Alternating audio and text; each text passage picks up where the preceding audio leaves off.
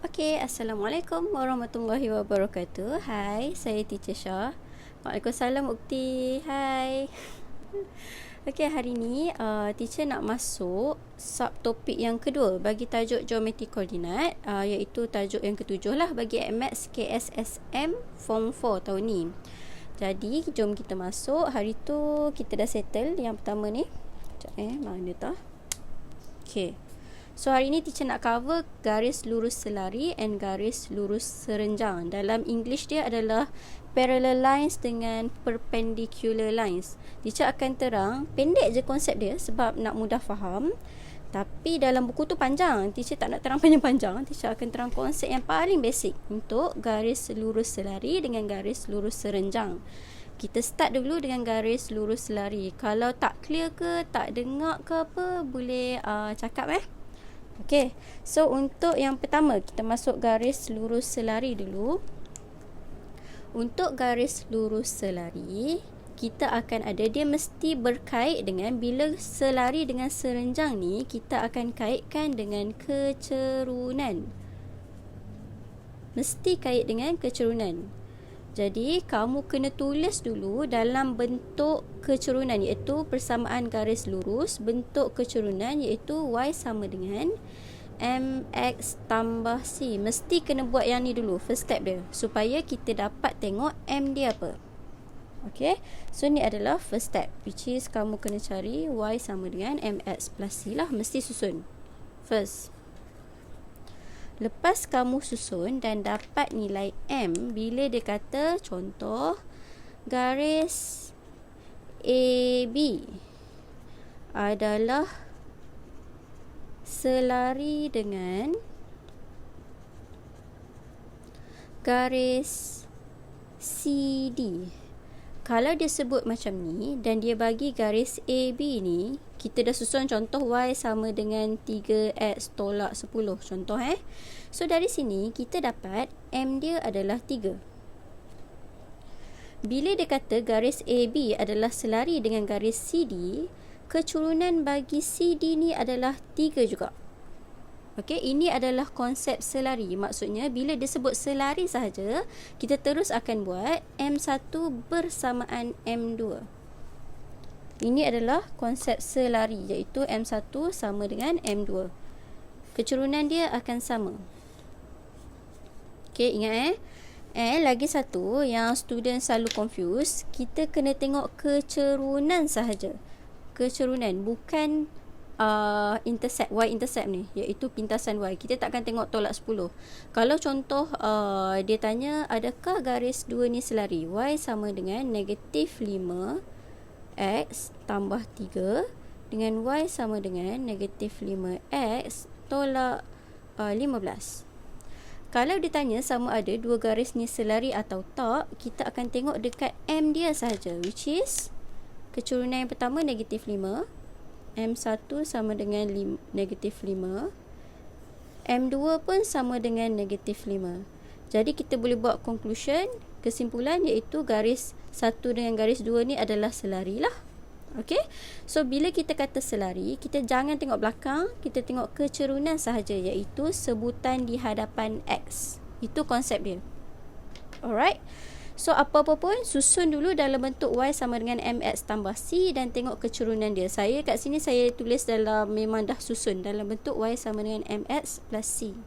Okay, so now kita buat soalan 1 dengan 2. Saya bagi soalan yang simple je untuk fahamkan konsep dulu. So ni adalah soalan pertama bagi garis lurus selari. Jadi soalan dia, tunjukkan sama ada garis lurus 2x tambah 3y sama dengan 9 dan 4x tambah 6y sama dengan 0 selari atau tak. Okey. Jadi soalan ni, apa-apa pun kita susun dulu. Sekarang ni dia bukan dalam bentuk y sama dengan mx plus c lagi. Mana yang tadi? Yang ni. Dia bukan dalam bentuk ni lagi. Okey, jadi kat sini saya akan tulislah 2x tambah 3y sama dengan 9. Jadi saya nak susun y kat depan lah. Bersamaan negatif 2x, ni algebra plus 9. Jadi y bersamaan negatif 2 per 3x tambah dengan, ni 9 per 3, tekan kalkulator akan dapat 3 lah, 9 per 3. Jadi dari sini kita akan dapat M dia bersamaan negatif 2/3. M yang pertama. Okay, saya bulat kat sini. Ni M dia. Dan kita check yang kedua sebab dia tanya selari atau tak. Jadi kita check yang kedua. 4x tambah 6y bersamaan 0. Jadi saya susun dalam bentuk y sama dengan mx plus c. Kita bawa x ke belakang. Negatif 4x plus 0 tak payah tulis lah sebab akan dapat 0. Dan y bersamaan negatif 4/6x. Boleh kecilkan iaitu negatif 2/3x.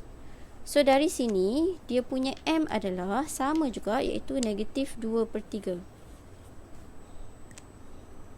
Ni m sama dengan negatif 2/3. So soalan dia tanya selari atau tak. So jawapan dia saya tulis M1, M2. M1 bersamaan M2. Jadi garis adalah selari.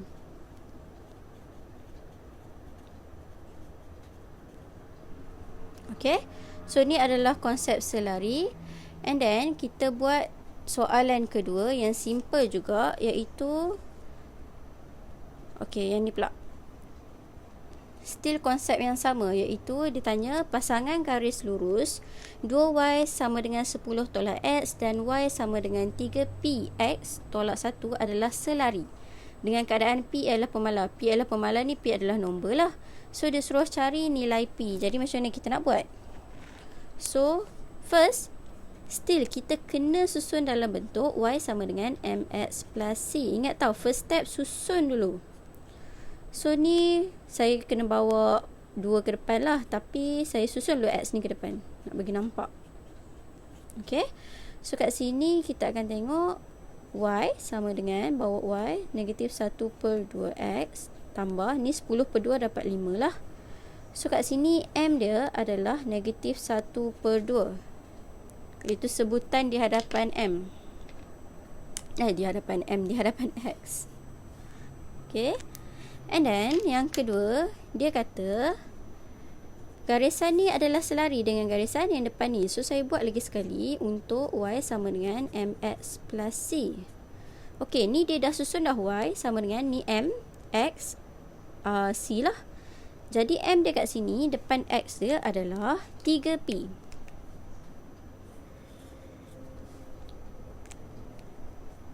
So, M kedua adalah 3P.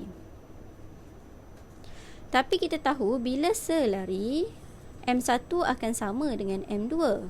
Sebab tu kita akan buat 3P bersamaan negatif 1/2. So, kita dapatlah P kat sini. P bersamaan negatif 1/6. Ni tekan kalkulator lah. Negatif 1/2 bahagi dengan 3. So, kita dapatlah negatif 1/6. Okay, so kita dah habis konsep selari.